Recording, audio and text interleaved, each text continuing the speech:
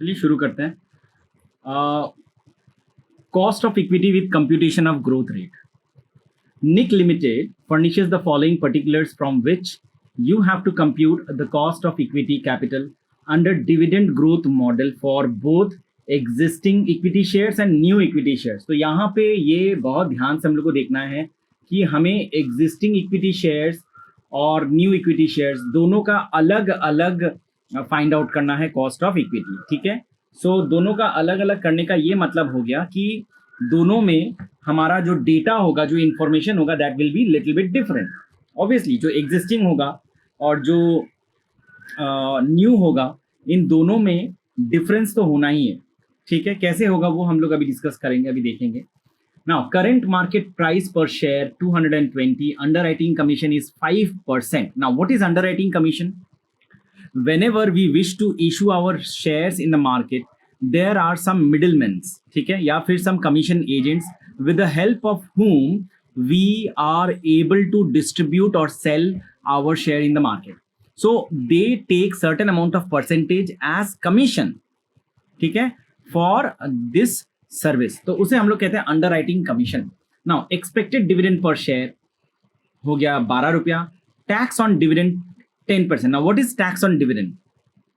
Now when the company issues dividend in the market, distributes dividend in the market, उस time पे income tax department बोलता है कि ये इनकम आप जनरेट करवा रहे हैं। So since you are creating an income, you are distributing dividend, there is a separate tax which will be applicable on the amount of dividend that is being distributed.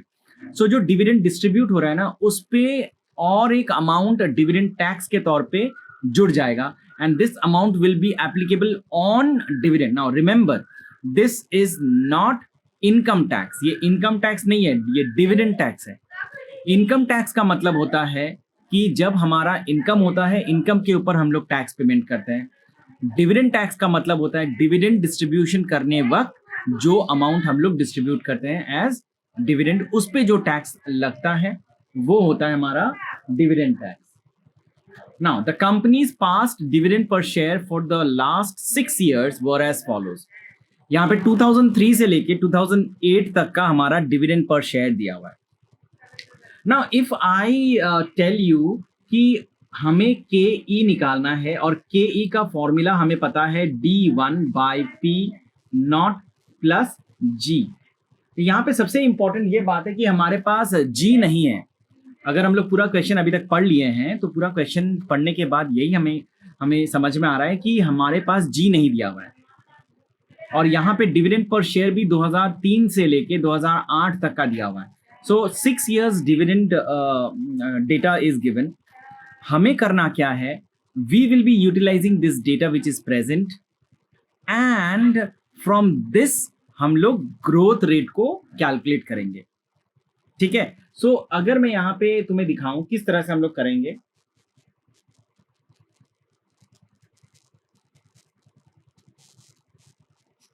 एक एक करके आगे बढ़ते हैं, देखते हैं हम लोग किस तरह से कर सकते हैं इसे। मैं खाली ये डिविडेंड वाला, हमें खाली अभी डिविडेंड ग्रोथ निकालना है। ठीक है, सो सबसे पहले हम लोग शुरू करते हैं किस तरह से निकालेंगे। ठीक है, तो पहला सिचुएशन हमारा है, हमें निकालना है ग्रोथ रेट। क्यों ग्रोथ रेट चाहिए? क्योंकि cost of dividend, cost of equity निकालने के लिए सबसे इंपॉर्टेंट इंफॉर्मेशन होता है हमारे लिए ग्रोथ। क्योंकि ग्रोथ नहीं निकलेगा तो कॉस्ट ऑफ इक्विटी नहीं निकल सकता। देखो डिविडेंड तो इंपॉर्टेंट है, वो डिविडेंड का डेटा हमारे पास है 12 रुपया विच is given in the question.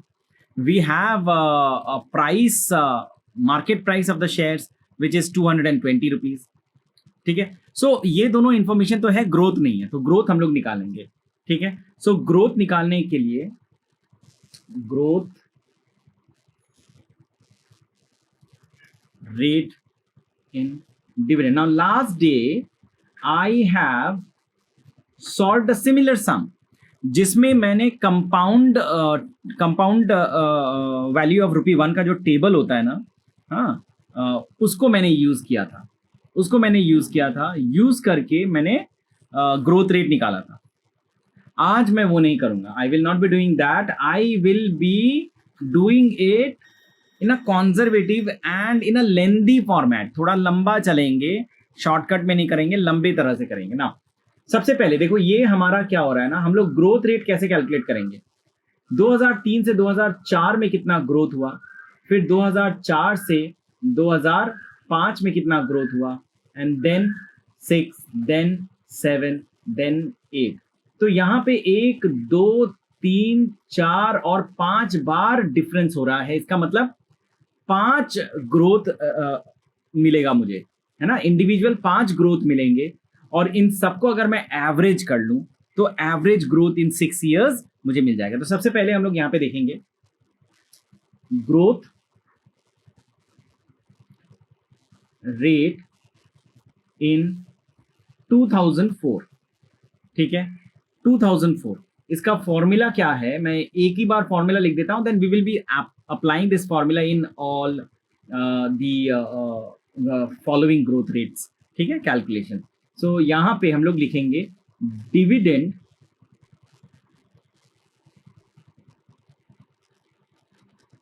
In 2004 minus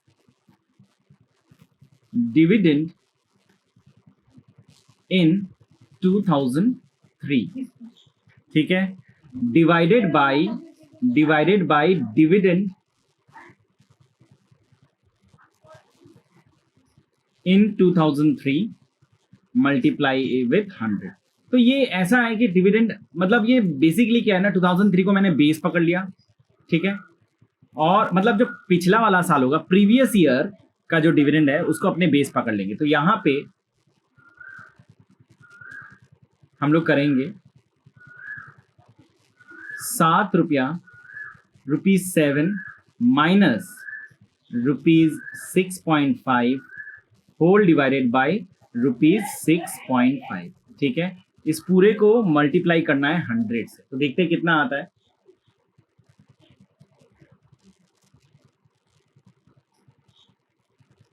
7 minus 6.5 divided by 6.5 multiply करना है इसे 100 से, सो वी गेट 7.6923, 7.6923%, ठीक है।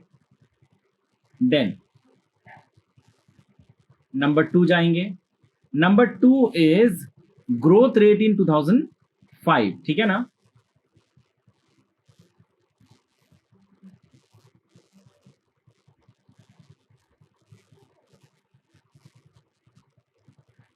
Growth rate in 2005,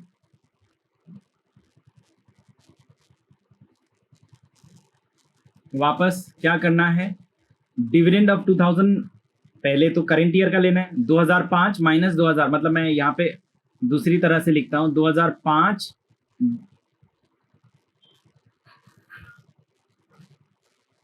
dividend 2005 minus dividend 2004 divided by dividend 2004। देखो जो समझ में आए, जिस तरह से समझ में आए उसी को हमें अप्लाई करना है। तो इसको कंटिन्यू करते हैं। 8 minus 7 by 7 multiply with 100 and we are getting 1/7, है ना। सो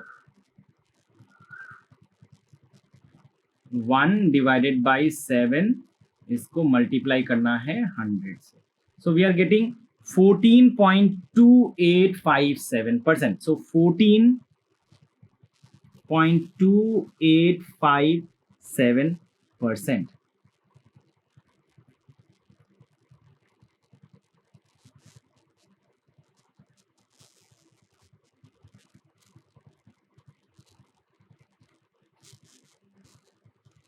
Now let us go a little bit ahead.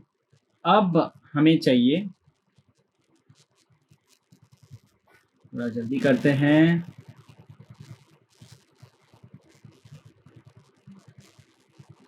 Growth rate इन 2006। तो 2006 का करना है। 2006 में क्या होगा, 2006 का dividend which is 8.5, late us see here 2005 का 8 है, So 8.5 minus 8 divided by 8 into 100. So 50 paisa, right? The change is 50 paisa. So 0.5 divided by 8, multiply it with 100, and we are getting 6.25%. ठीक है, 6.25%.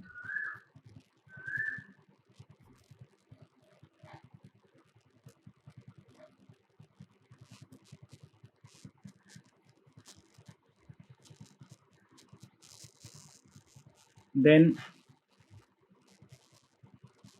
growth rate in 2007, ठीक है, which will be 10 minus 8.5, है ना, ये रहा, ये 10 और 8.5, current year minus previous year divided by previous year, multiply it with 100. ठीक है, so कितना होता है 1.5 divided by 1.5 by 8.5, multiply it with 100. So how much are we getting? 1.5 divided by 8.5, multiply it with 100. So we are getting 17.6471%.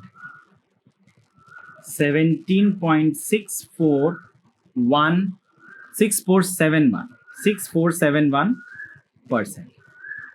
ठीक है ना, last बच गया हमारे पास और 1 साल का बच गया है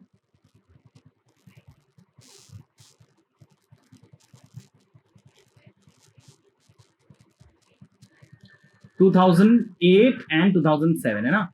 तो यहाँ पे वापस लिखते हैं हम लोग,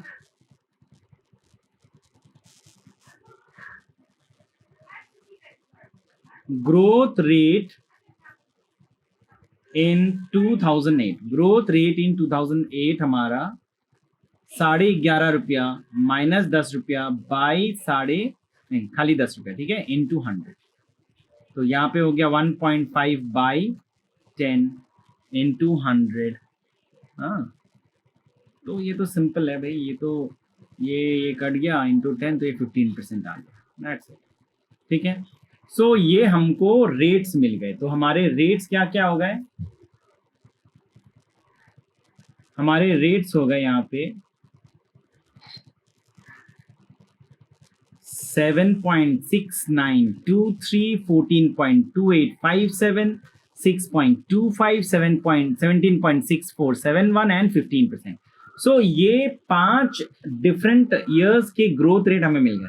सो now what we are going to do is we will be using this information, ठीक है, for the purpose of calculating growth rate. अभी भी ग्रोथ नहीं आया ग्रोथ रेट, ये तो हमारा आ गया इंडिविजुअल सालों का, ठीक है। सो नाउ सिंपल एवरेज कर दो,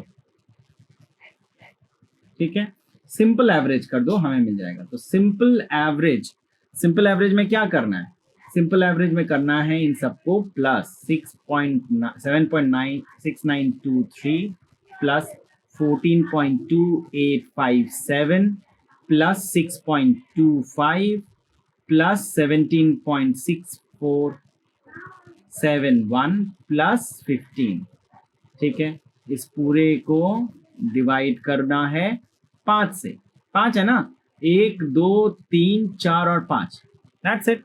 सो अगर 5 से डिवाइड करते हैं हमें मिल जाएगा, एक बार प्लस कर लेते हैं, हमारे पास आएंगे कितने, ठीक है, कितना आएगा देखो 7.6923 plus 14.2857 plus 6.25 plus 17.6471 and then plus 15. So we are getting 60.8751, ठीक है, 60.8751। इसको 5 से डिवाइड करना है, कितना आता है देखते हैं, divide it with 5 and we are getting 12.1750, ठीक है, 12.1750। So this is the growth rate. Percentage में अगर परसेंट में नहीं लिखना है तो 0.1218 we can write like this, ठीक है ना। तो ये हमारा ग्रोथ रेट आ गया। Now we will go back to the question. एक बार क्वेश्चन में जाते हैं, क्वेश्चन में जाके वापस देखते हैं हमें क्या चाहिए। ग्रोथ रेट हमें मिल गया, क्वेश्चन में जाते हैं। Now the first question for us is to find out existing equity shares का कॉस्ट, ठीक है ना। एग्जिस्टिंग इक्विटी शेयर्स का कॉस्ट हमें निकालना है। हमारे पास इंफॉर्मेशन है current market price, we have information as current market price, we have underwriting commission, we have expected dividend and dividend tax is there, ठीक है। Now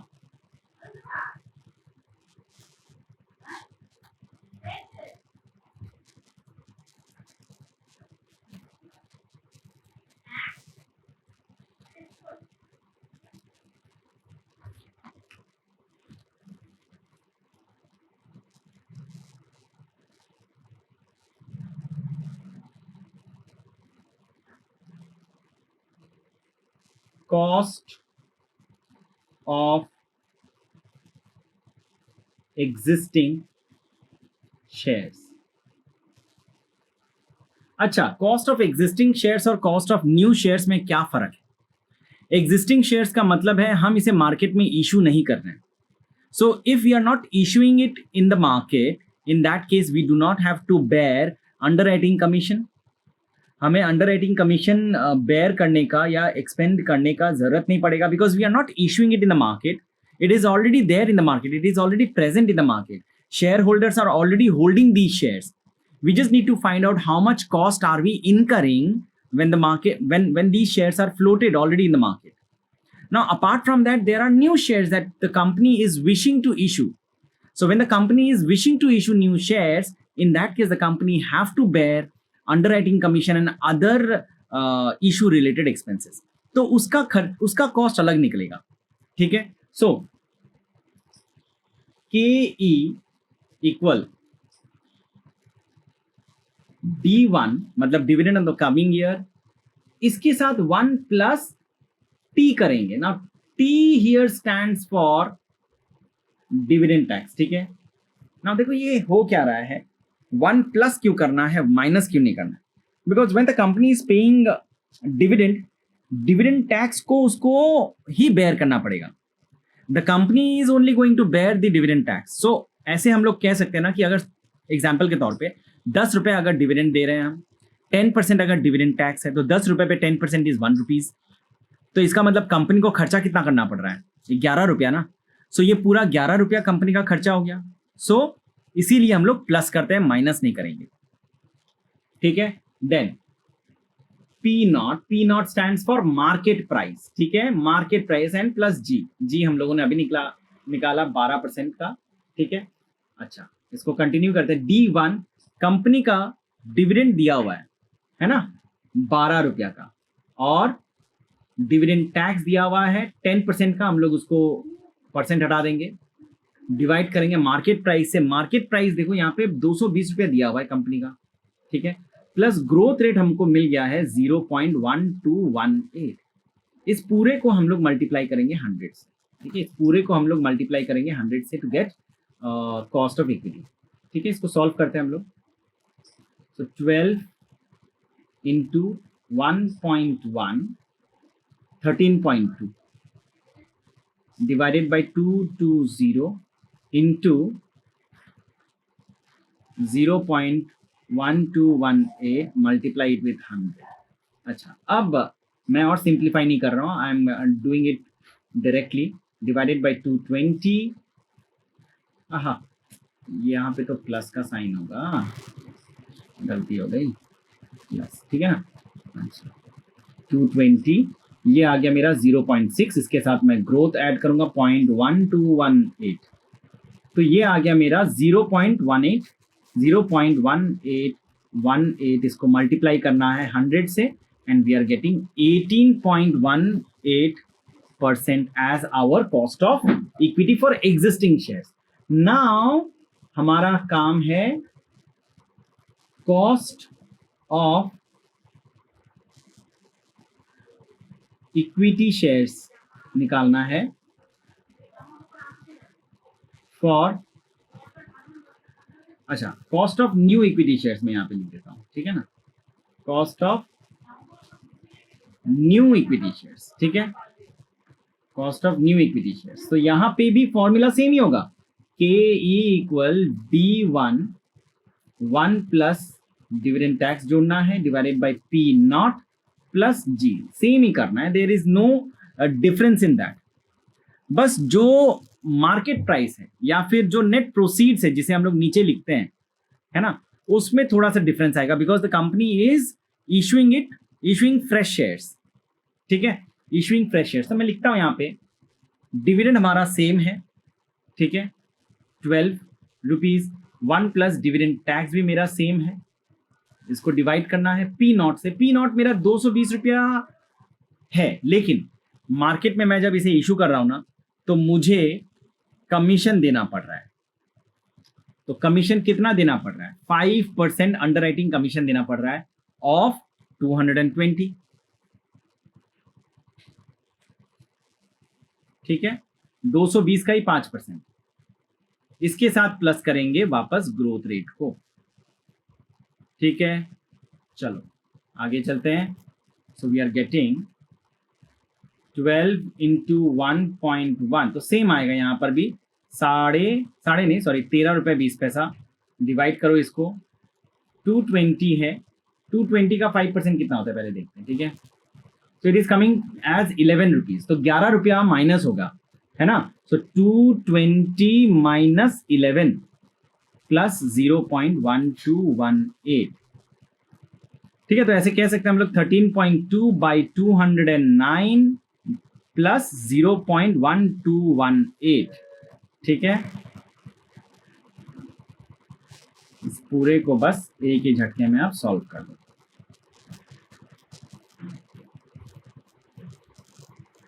So 13.2 divided by 13.2 divided by 209 plus 0.1218, so ये आ गया मेरा 0.1849 या फिर 50 मैं बोल सकता हूँ, 50, सो या फिर ऐसे लिखो 18.5%, ठीक है। सो 18.50% आ गया मेरा cost of equity for new shares. Calculation of market price of equity share. IPL Limited share is quoted in the market at 20 rupees currently. The company pays a dividend of ₹1 per share and expected growth rate will be 5% per year. So यहाँ पे information दिया है, market price दिया हुआ है, dividend दिया हुआ है, ग्रोथ रेट भी दिया हुआ है, ठीक है, सब कुछ दिया हुआ है। हमें करना क्या है? हमें कॉस्ट ऑफ इक्विटी निकालना है। सो एक्सपेक्टेड डिविडेंड है, तो इसका मतलब D1 भी दिया हुआ है। सो हमें पता है यहाँ पे हम लोग ए कर रहे हैं, ठीक है। The company's equity, cost of equity capital हमें निकालना है। So KE equal D1 by P naught plus G, where D1 जो है वो हमारे पास दिया हुआ है, ठीक है। Company page a dividend of 1 पर शेयर, ये रहा, ठीक है, 1 रुपये वो डिविडेंड के तौर पे देती है। तो यहाँ पे हम लोग 1 लिखेंगे ऊपर में। मार्केट प्राइस इज 20, नीचे 20 आ जाएगा, प्लस ग्रोथ रेट इज 5%, तो 0.05 से प्लस करेंगे and we are getting 1 divided by 20 plus 0.05, तो ये हमारे पास 0.1 आ गया, 0.1 आ गया, 10 और 10%। प्रॉब्लम इसमें नहीं है, प्रॉब्लम शुरू होती है थोड़ी सी बी से। If the anticipated growth rate is 6%, अभी क्या है ना, ग्रोथ रेट चेंज हो गया। Calculate indicated market price per share, हमें मार्केट प्राइस निकालना है, हमें मार्केट प्राइस निकालना है।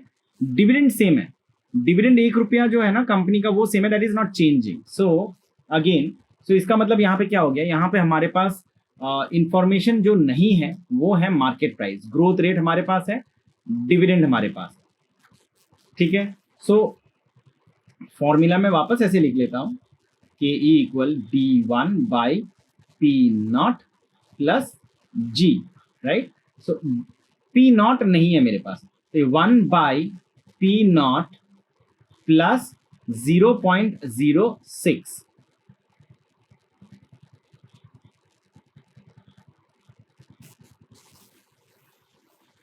ठीक है, ये दिया हुआ है। अच्छा, हम लोग कंटिन्यू करेंगे same information which we got in situation A. इसका मतलब हमारे पास जो के ई है ना, के ई हमारा दिया हुआ है 10%, राइट। 10% हमारे पास दिया हुआ है, या फिर मैं इसको एक काम करता हूं, 10% में नहीं लिख के इसको मैं 0.01 लिखता हूं, ठीक है। 0.10 equal 1 by P naught plus 0.06। अब पी नॉट को हम लोग लेफ्ट में भेजेंगे, इक्वल 1 बाई 0.10 प्लस 0.06 इक्वल क्या आता है देखते हैं, 1 डिवाइडेड बाई 0.1 प्लस 0.06। तो यह आ गया मेरा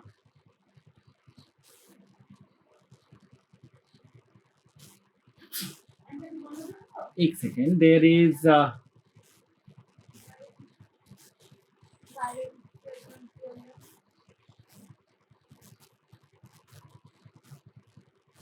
यहां पे मैंने एक स्टेप में, इस स्टेप को हम लोग वापस करते हैं।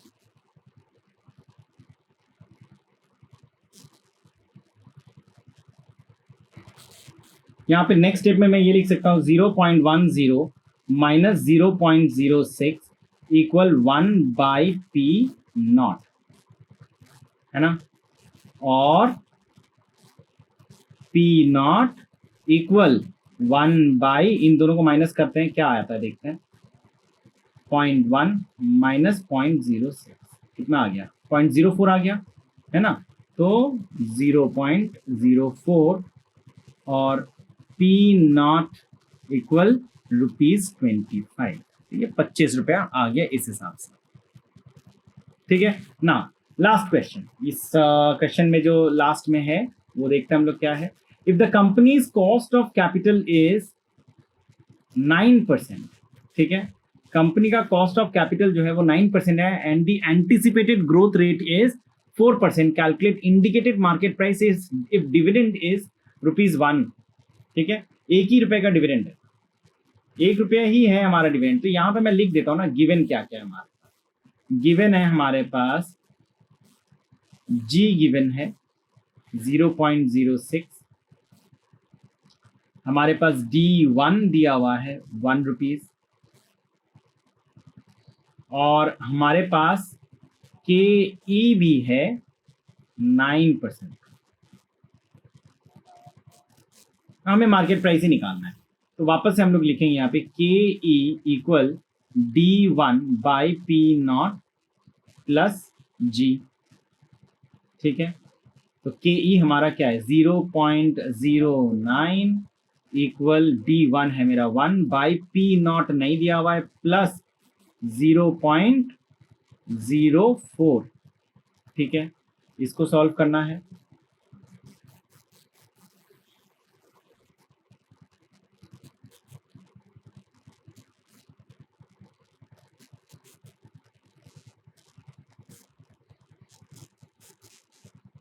इसको सॉल्व करना है, क्या करेंगे, 0.09 minus 0.04 equal 1 by P not, और पी नॉट इक्वल ये 0.09 और 0.5 क्या अंतर आता है देखते हैं, 0.09 माइनस 0.04 तो 0.5 आएगा, 0.05 आएगा, है ना। सो यहाँ पे 1 बाई 0.05 क्या आता है, 1 divided by 0.05, so we are getting 20 रुपया, so ₹20। सो ये तीन अलग अलग सिचुएशन में हम लोगों ने फाइंड आउट कर लिया आवर मार्केट प्राइस, ठीक है।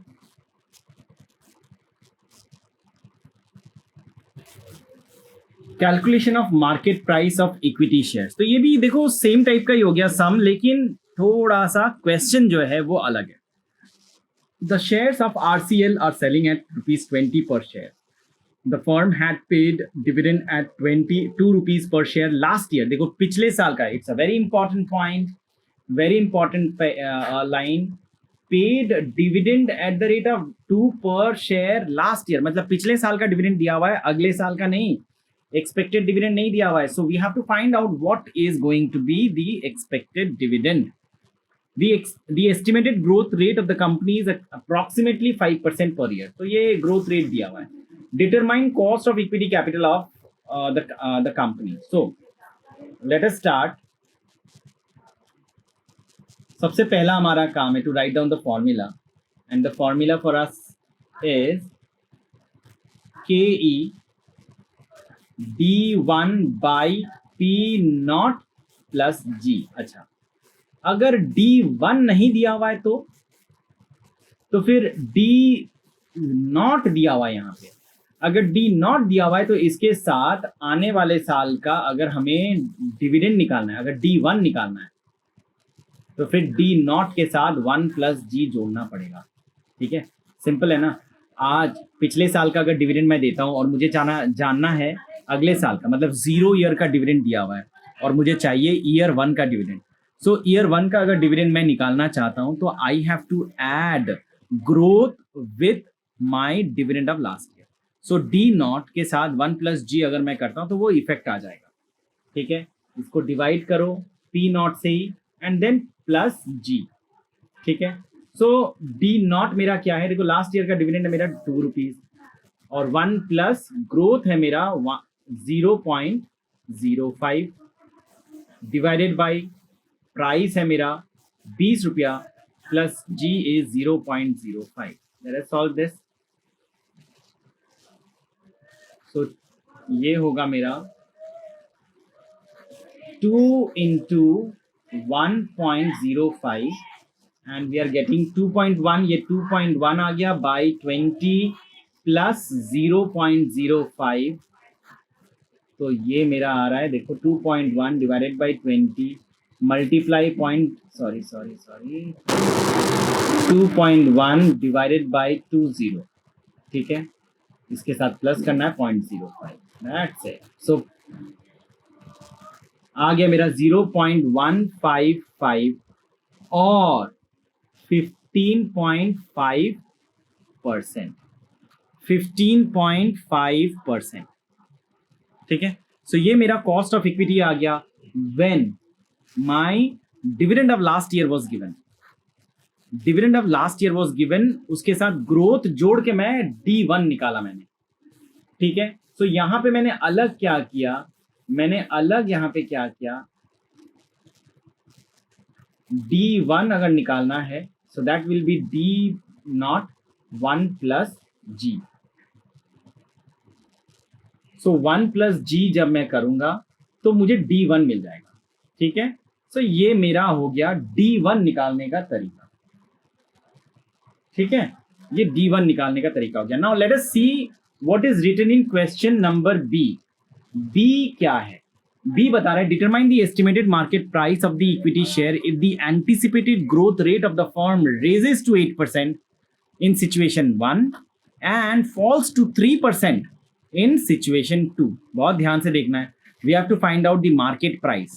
अच्छा, consider that the dividend which has been distributed, जो हम लोगों ने निकाला अभी ना,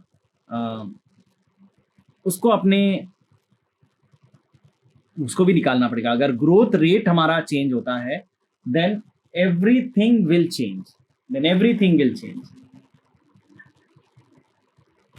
तो यहाँ पे पहला सिचुएशन हम लोग करते हैं when our growth rate raises to 8%। So लिख देता हूं मैं यहाँ पे डिटर्मिनेशन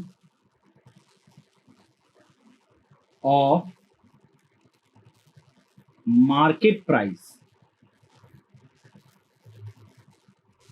पर share when growth rate is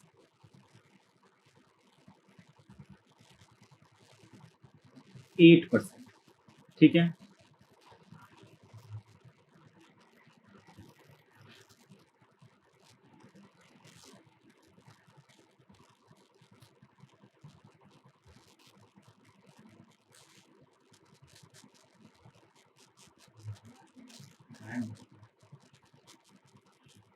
formula हमारा सेम रहेगा, के ई इक्वल डी नॉट दिया हुआ है ना यहाँ पे, तो उसके साथ हम लोग ग्रोथ को प्लस करेंगे divided by P naught plus ji.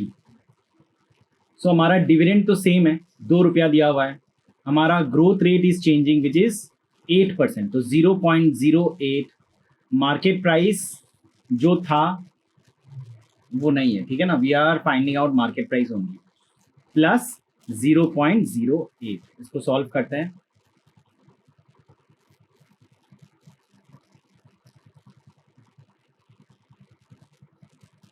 Remember, कोई भी जब कंटिन्यूइंग क्वेश्चन रहता है तो उसमें 2 अननोन वेरिएबल नहीं हो सकता, है ना। तो हमारे पास यहाँ पे जो के ई है ना, वो के ई हम लोग उसी को अप्लाई करेंगे जो हम लोग को पिछले ए सिचुएशन में मिला था। तो हमारा के ई जो है ना वो 0.155 रहेगा, मतलब 15.5%। इसको करते हैं हम लोग सॉल्व। 1.08 मल्टीप्लाई करो इसको 2 से, so we are getting 2.16। So 2.16 by P naught plus 0.08। अब तो इजी है, ठीक है, अब तो इजी है। 0.155 minus 0.08 equal 2.16 divided by P not. अब मैं पी नॉट को लेफ्ट हैंड साइड भेजता हूं, 2.16 बाई 0.155 माइनस 0.08, तो ये आ गया मेरा 0.075, है ना, 0.075। तो कितना आता है देखते हैं हम लोग, 2.16 डिवाइडेड बाई 0.75, ये आ गया मेरा 28.8। सो मेरा प्राइस पर शेयर आ गया 28.8 पर शेयर, ठीक है। सो ये हो गया when our growth rate was changing from 6% to 8%, ठीक है ना। 6% था हमारा, 5% था हमारा, वहां से 8% हो गया। नाउ व्हाट इफ हमारा जो ग्रोथ रेट है ना वो गिर जाता है 3%, ठीक है। सो हमें क्या निकालना है, वापस लिखो, determination of market price per share when growth rate is 3%, ठीक है। सो फॉर्मूला हमारा वही है, फॉर्मूला हमारा वही है, के ई डी नॉट के साथ 1 प्लस जी जोड़ना है, डिवाइड करना है पी नॉट को plus G, right. So D naught is 2, 1 plus 0.03, पूरे को डिवाइड करना है मार्केट प्राइस से which is 20, and growth rate हमारा न्यू आ गया ना 3, right. And remember in this situation again, जो भी नए नए सिचुएशन क्रिएट होंगे ना, हमेशा ये चीज याद रखना है, जो हमारा कॉस्ट ऑफ इक्विटी हम लोगों ने पहले निकाला था 15.5%, that is remaining constant, that is not going to change, ठीक है। सो 0.155 इक्वल, अच्छा, 2 इंटू 1.03, इट इज 2.06, ठीक है। सो 2.06 by 20 plus 0.03. 0.155 minus 0.03 equal, okay, मैंने तो यहाँ पे मार्केट प्राइस पी नॉट लिख दिया, ये गलत हो गया, ये नहीं होगा ना, यही तो निकालना है हमें।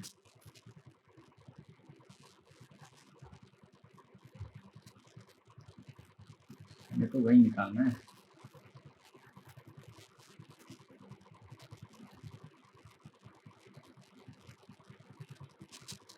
To 2.06 by P naught.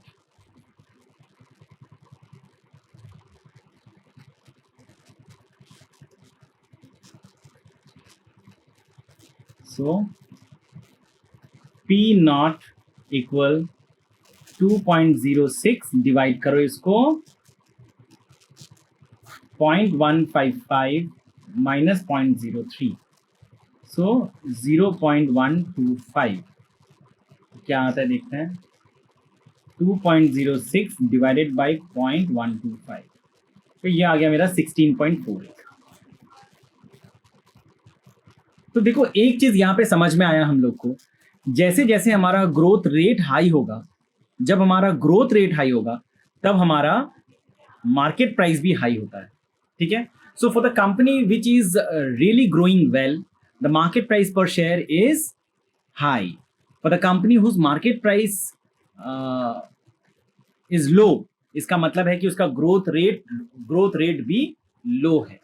तो यहां पे कंक्लूजन हम लोग लिखेंगे, यहां पे हम लोग एक कंक्लूजन लिखेंगे।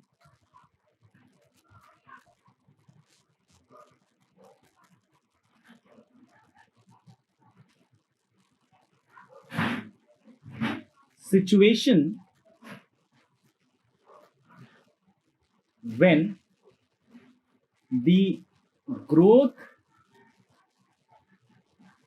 rate is high, the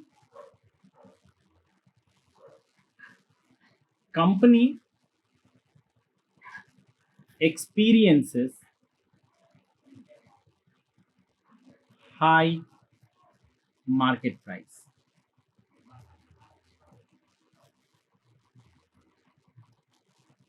On the other hand, if growth rate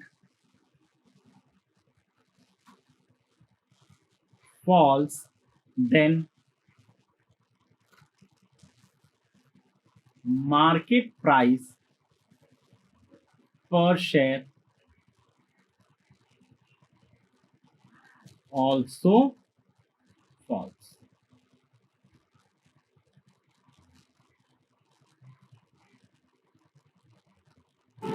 चलो नेक्स्ट क्वेश्चन देखते हैं। Calculation of market price of equity share and growth rate, ये सिमिलर है। A company is planning to raise 10 lakh additional long-term funds to finance its additional capital budget of the current year. The debentures of the company to be sold on a 14% net yield basis to the company,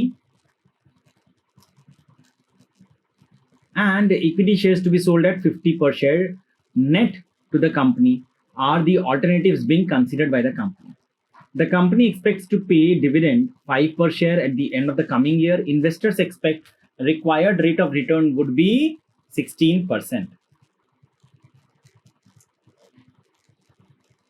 Now, determine the growth rate of the company. तो यहाँ पे पहले हमने अपने को growth rate निकालना है। तो ये क्वेश्चन थोड़ा सा डिफरेंट है, मैं वापस से एक बार बताता हूँ कि क्या क्या हम लोग को दिया हुआ है।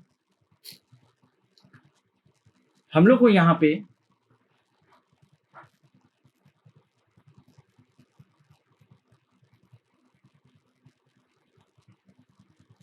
कॉस्ट ऑफ इक्विटी दिया हुआ है ना। ये अगर हम लोग देखते हैं, investor expected required rate of return, remember that the return which is expected by the investors, the return which is expected by the investors, वही होता है कॉस्ट ऑफ इक्विटी। मतलब जो पैसा इन्वेस्टर्स लोग एक्सपेक्ट कर रहे हैं कि उन्हें मिलेगा, हाँ, जो रिटर्न इन्वेस्टर्स आर एक्सपेक्टिंग कि उन्हें मिलेगा, वही हमारे लिए या इन्वेस्टर्स के लिए हो जाता है हमारा कॉस्ट ऑफ इक्विटी। ठीक है, then we have expected dividend पर शेयर, आने वाले साल का डिविडेंड दिया हुआ है यहाँ पे, है ना। The company expects dividend to pay 5 पर शेयर, 5 रुपए दिया हुआ है। मार्केट प्राइस एक एक शेयर का यहाँ पे देखो दिया हुआ है ना, 50 रुपया पर शेयर। ठीक है, तो कॉस्ट हो गया, डिविडेंड हो गया एंड मार्केट प्राइस हो गया, ये 3 इंफॉर्मेशन तो हमको दिया हुआ है।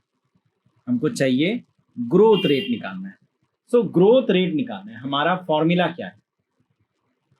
हमारा फॉर्मूला क्या है? K E D1 by P naught plus G. ठीक है, where K E is given as 0.16, D1 is given as 5, P naught हमारा दिया हुआ है 50 रुपीज। ग्रोथ रेट नहीं दिया हुआ है, ग्रोथ रेट नहीं दिया हुआ है, तो बस इसको सॉल्व करते हैं ना तो मिल जाएगा हमको। ठीक है, तो 0.16 minus G equal 5 divided by 50, तो ये आ गया 0.1।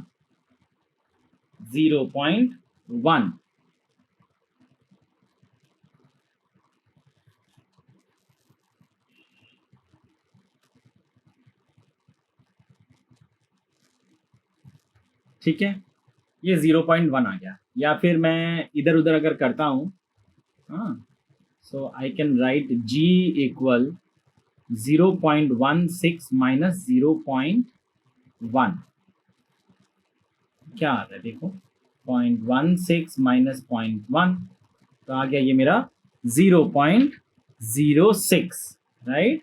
तो ये आ गया मेरा 0.06 और 6%, तो ग्रोथ रेट मेरा आ गया 6% का। तो ये क्वेश्चन नंबर 1 तो हो गया हमारा, ये तो हमारा हो गया। अब आगे बढ़ते हैं। नंबर 2 क्या है? Management is anticipating 8% growth rate at what price the equity share to be sold by the company on the basis of this growth rate. तो हमको वापस से सेम इंफॉर्मेशन के बेसिस में, मतलब cost of equity is not changing, my dividend पर share is not changing, my market price is to be found out at 8% of growth rate. तो this is the growth rate which is given by in the question, इसके basis पे निकालना है।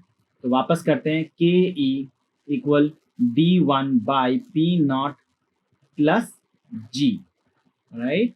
सो मेरा cost of equity is 16%, that will remain constant. 5 by 50 नहीं है, यहाँ पे नया प्राइस होगा, और यहाँ पे 8% का मेरा ग्रोथ रेट दिया हुआ है।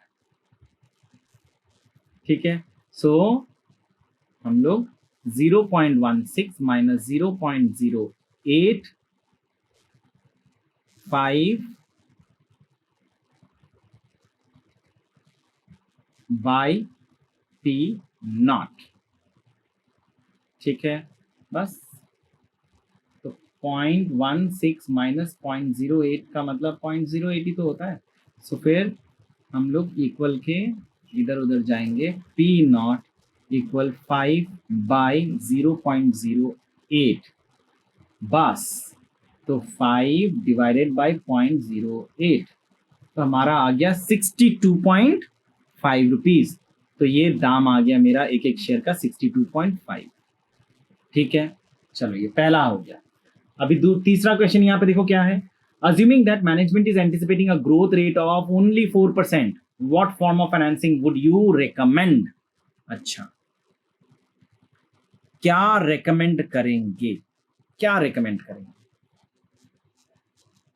देखो, ये जो रिकमेंडेशन है ये पूरी तरह से डिपेंड करेगा हमारा जो मार्केट प्राइस है वो कितना होगा, क्योंकि market price will determine how much fund we can collect by issuing equity shares. हमें चाहिए 10 लाख रुपया। सो एक डिबेंचर का कॉस्ट देखो यहाँ पे क्या है, 14%। ठीक है, डिबेंचर का कॉस्ट है 14%, जबकि मेरा इक्विटी शेयर का कॉस्ट है 16%। Now, if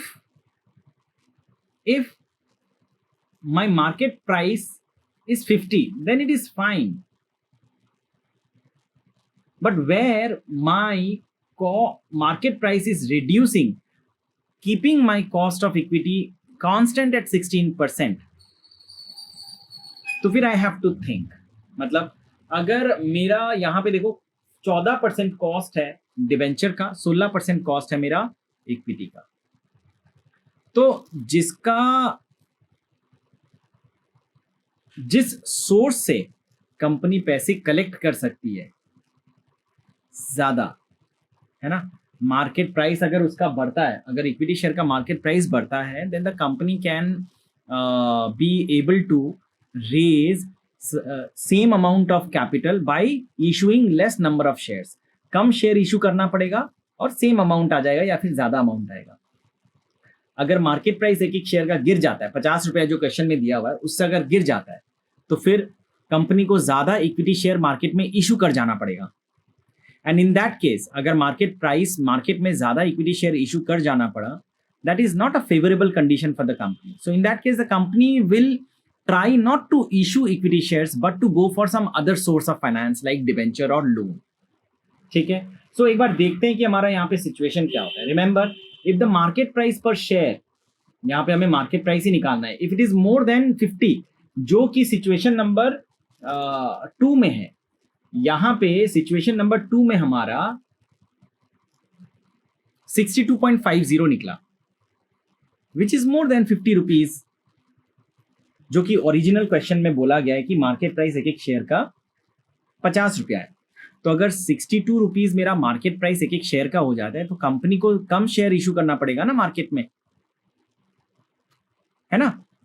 एग्जाम्पल के तौर पे बता रहा हूं मैं, अगर मैं पहले 2 शेयर इशू करता था तो 50 + 50 100 रुपए में कलेक्ट कर पाता था.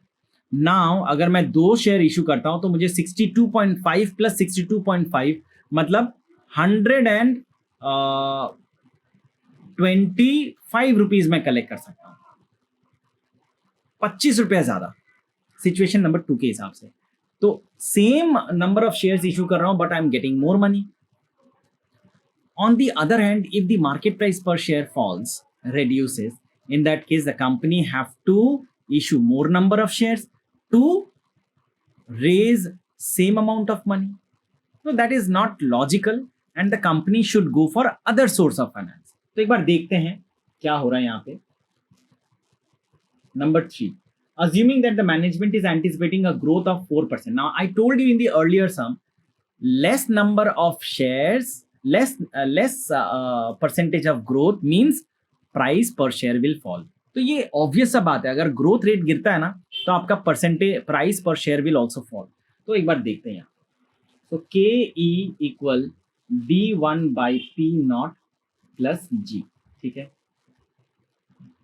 के ई तो हमारा 16% ही है, D1 भी हमारा 5 है, P0 हमें नहीं पता है, प्लस G हमारा यहाँ पे 4% हो गया. ठीक है, तो इसे सॉल्व करो. 0.16 - 0.04 इक्वल 5/P0. ठीक है, या फिर P0 इक्वल 5 ये 16 - 4 मतलब 0.12. तो कितना होता है? 5 divided by 0.12. 5 divided by 0.12. तो देखिए 41.67 आ गया. तो ₹41.67 आ गया. ठीक है, सो यहां पे क्वेश्चन क्या पूछा है? What form of financing would you recommend? I will definitely be recommending issue of debentures, है ना. क्यों? Because the market price per share is falling. So since यहां पे लिखना है, since market price in situation 3 is falling to rupees 41.67 per share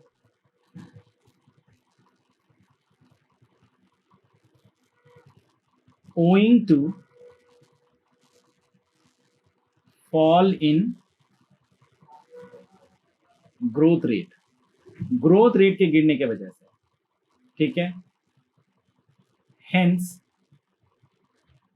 the company will have to issue more number of equity share to raise rupees 10 lakh. Here it is advisable to raise fund from issue of debentures, ठीक है। Debentures को issue करके आप पैसे को raise करिए, not by issuing equity shares. Reason ये है कि शेयर का प्राइस गिर गया है, और बात तो वही है ना, अगर आपका शेयर का प्राइस अगर गिर जाता है तो you will try not to issue more share, because already price of your share are low, and in that case if you issue more number of shares in the market now, it will further impact the market price per share, or price will fall और ज्यादा गिर जाएगा वो।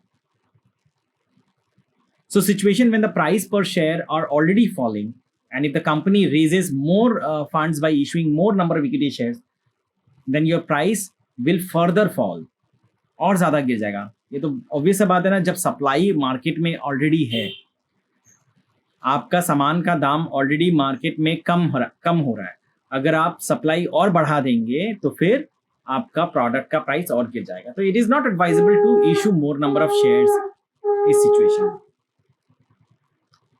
ठीक है।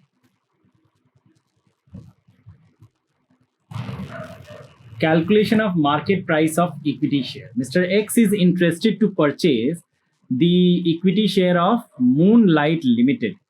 The company had paid a dividend of rupees 5 per share in the previous year. The expected rate of dividend, growth rate in dividend rate would be 8%. मतलब expected rate of growth in dividend rate 8% है, मतलब growth दिया हुआ है, G दिया हुआ है। The required rate of return on the share of this company is 12%, तो मतलब KEB दिया हुआ है। तो देखो क्या क्या दिया हुआ है। First of all we have to write down all the information, क्या क्या दिया हुआ एक बार लिखते हैं, ठीक है। गिवन KE 12%, ठीक है। KE हमें दिया हुआ है 12%। Then we have growth of 8%। हमें P नॉट या फिर मार्केट प्राइस पर शेयर नहीं दिया हुआ है, वही निकालना है। क्वेश्चन भी वही है, what will be the maximum price you will recommend to mister X to pay for an equity share of the company. मतलब मिस्टर एक्स अगर इंटरेस्टेड है ना परचेज करने में इक्विटी शेयर, तो फिर कितना प्राइस वो मैक्सिमम दे सकते हैं, ठीक है।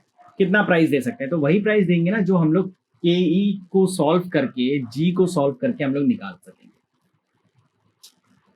यहां पे B नॉट दिया हुआ है, यहां पे देखो price of the previous year दिया हुआ है 5, ठीक है। सो D नॉट है ना, तो D1 निकालने के लिए हम लोग को पता है क्या करना होता है, D नॉट के साथ 1 प्लस G को जोड़ना होता है। एक बार निकाल ही लेते हैं। तो 5 विद इन ब्रैकेट 1 प्लस 0.08, तो ये हो गया मेरा 1.08 multiply with 5, so we are getting 5.4। तो इसी को सॉल्व करते हैं ना। तो के ई हमारा 12% है, तो के ई हमारा 12%। एक बार फॉर्मूला लिख देता हूं मैं, के ई D1/P नॉट प्लस जी। के ई इज गिवन एज 12%, तो मैं 0.12 लिख देता हूं, equal D1 is, I just have calculated 5.4, P not निकालना है, प्लस जी हमारे पास दिया हुआ है 0.08। ठीक है, सो पी नॉट, एक सेकेंड, पी नॉट लिखने के पहले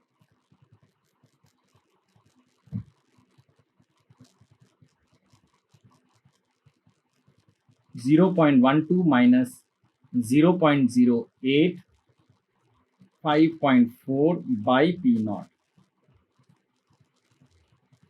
तो पी नॉट इक्वल 5.4 बाई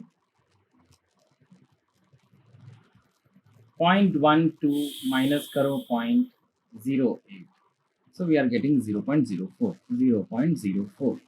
सो आ गया मेरा 5.4, डिवाइड करो इसको 0.04 से, and we are getting 135।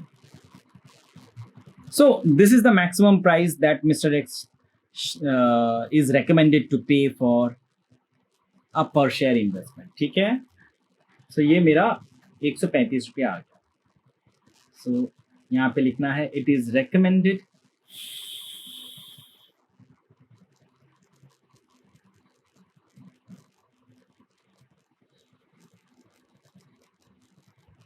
to pay a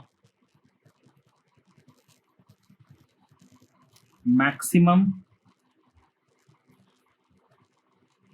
amount of rupees 135 per share। ठीक है,